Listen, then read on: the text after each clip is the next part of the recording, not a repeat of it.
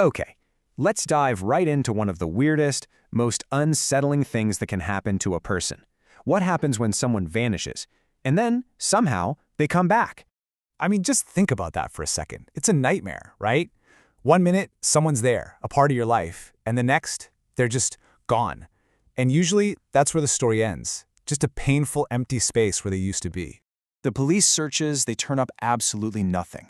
That initial desperate hope the family has, it just slowly, painfully fades away into this kind of quiet, permanent grief.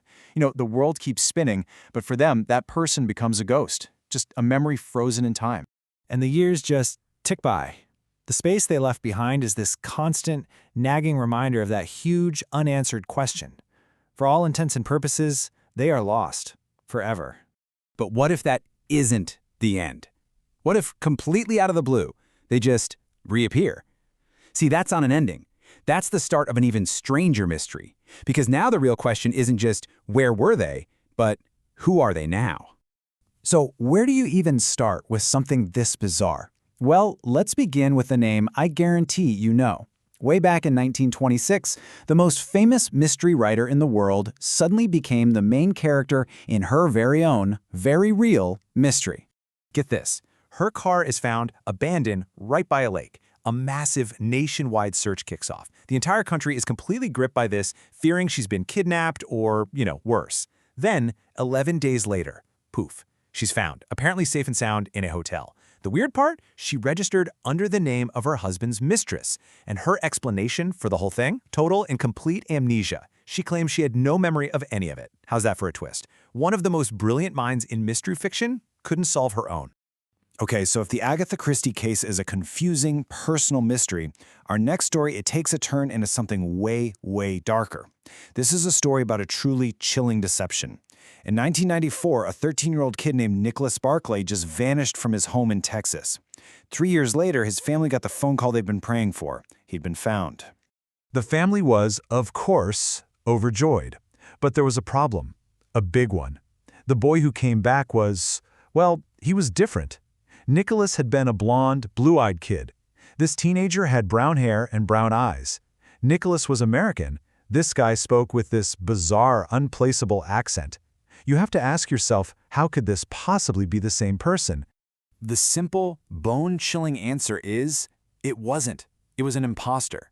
A French con artist who preyed on a grieving family's desperation.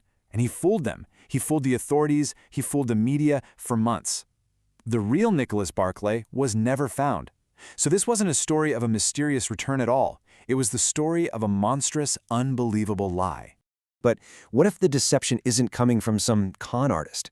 Sometimes the mystery isn't something that happens to you, it's something that happens inside you.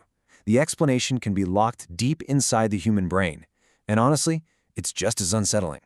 There's this rare condition called a dissociative fugue. Basically, imagine a trauma so bad that your brain's self-defense system just pulls the emergency switch. It's like it just hits delete on your identity, your memories, your entire life. People in this state can literally wander off, take on new names, and build whole new lives with absolutely no idea about the one they left behind. And then, just as suddenly as it started, they might wake up, with years of their life being a total blank. So we've got amnesia, we've got imposters. I mean, how do we even begin to piece this all together? When someone comes back, we're just left grasping for answers. And the theories, they range from the purely scientific to the truly sinister. It really seems to boil down to three main possibilities. First, you've got psychological trauma, like that dissociative fugue, which might just be the answer to the Agatha Christie puzzle.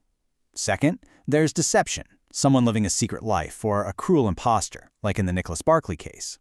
But then there's that third category, the one that really keeps you up at night, the totally unexplained. These are the stories that just defy all logic, where the timelines make no sense and the details just refuse to fit into any box we have. Look, disappearing is terrifying, no question, but reappearing without answers, that might actually be worse. It completely shatters our sense of a stable, understandable world, and it leaves us with this single, haunting question that just echoes long after the case is closed. Where were they, really?